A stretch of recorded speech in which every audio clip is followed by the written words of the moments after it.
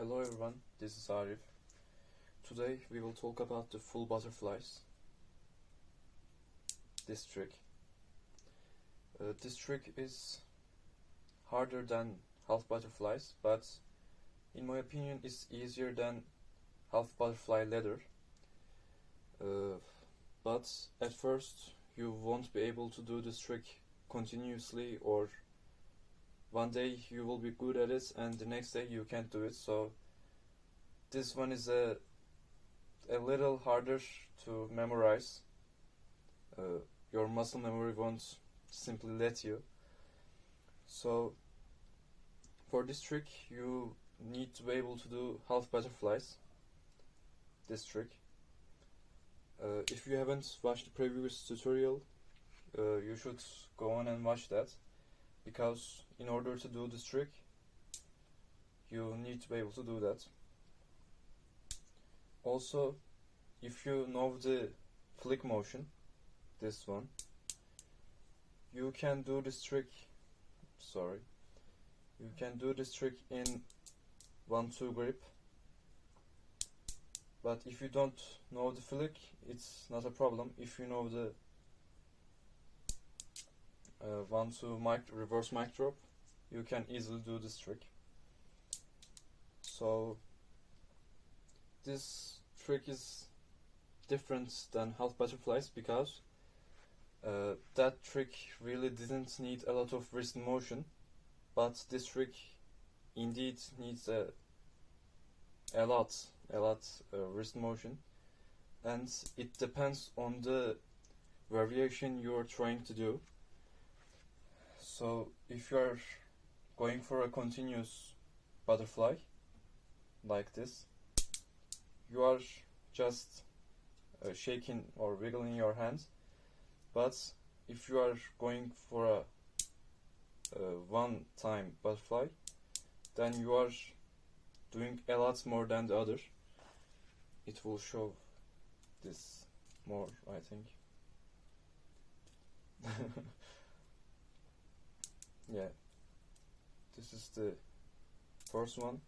My hands nearly goes like this and this, but in continuous you are just shaking. So try to acknowledge that before the actual tutorial. Also, one other thing is that if you are going for a continuous one, this is not stable. If you want to stabilize it, you need to put your middle finger right here and squeeze, because when you do this, the beads go parallel and don't collide. Otherwise they are free to go and they mostly collide. This is true for the flick to full butterfly too. I'm using my ring finger to stabilize it. Okay, what else is left? Yeah. So if you are doing one full butterfly, then you will end up with a really weird position, and you normally can't do anything with it. But if you are going for a ladder, you can easily connect the tricks. But at first this will be really impossible, because it's really hard to just do the trick, let alone connecting it to others. So you can study this trick alone, then later connect it. And I will probably make a tutorial about connecting this trick with other combos too, so don't worry about it. So here's a slow-mo. I will talk about it there too. Also, before the slow-mo, just know that I won't explain the details, but you need to observe it and try it for yourself, because I can do this with just breaking my fingers, but also holding them stiff. So there are so many parameters that changes the outcome. I won't really go into details, but you can just observe and try it for yourself. So I want you to focus on the wrist motion and my finger placements. First, this is an unstable reverse mic drop continuous.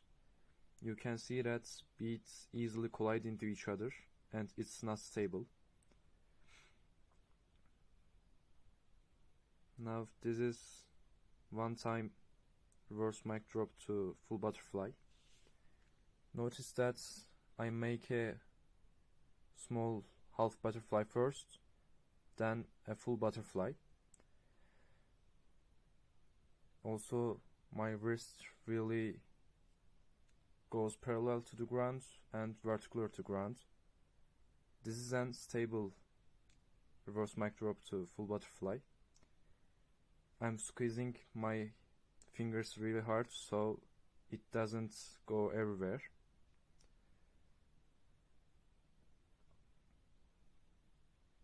So this is the flick.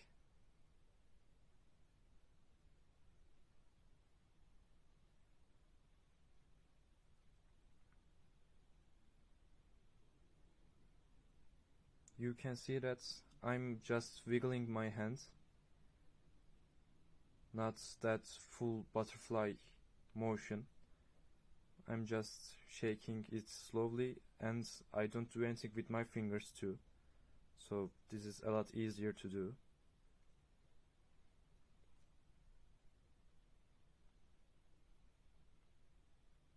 So this is the connectors I've been talking about. I did an half letter and this is just a grip change. I let the beads fall into another grip.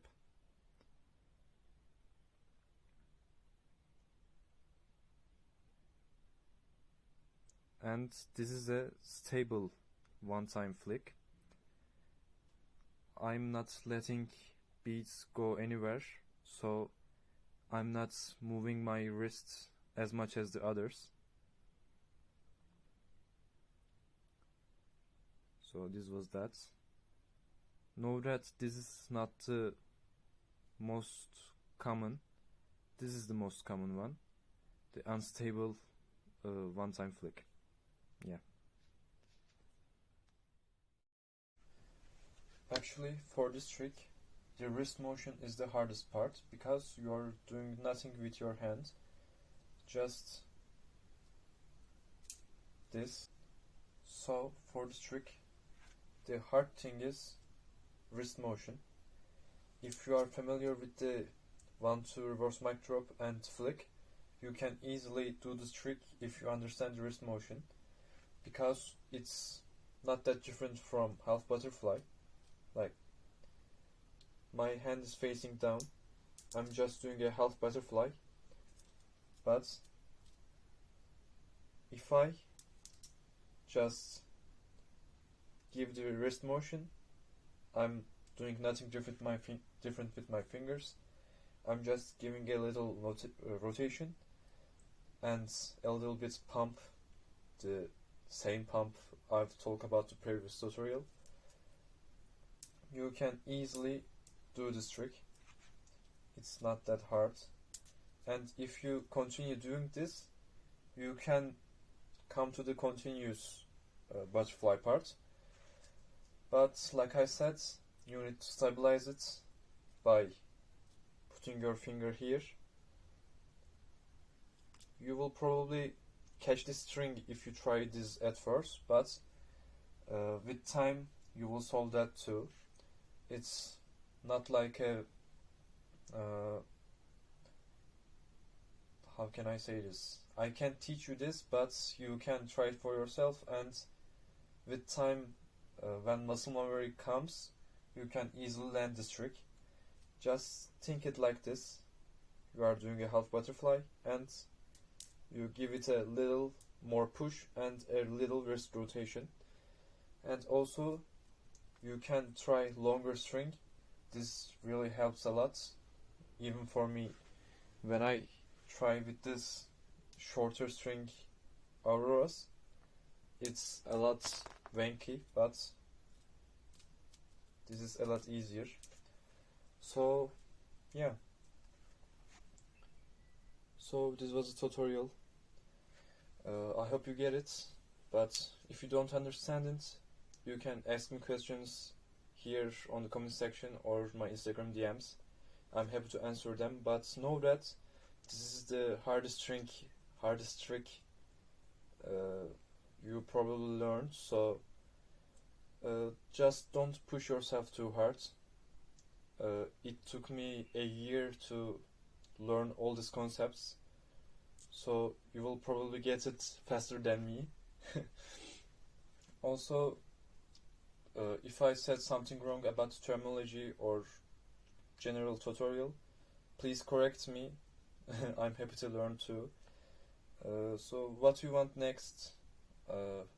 I'm probably gonna make a connectors tutorial, half butterfly ladder and full butterfly ladder tutorials after this one. So okay, happy February everyone. This is the 6th, so if you learn something, you can tag me in your stories. I love that stuff. So see you next time. Bye bye.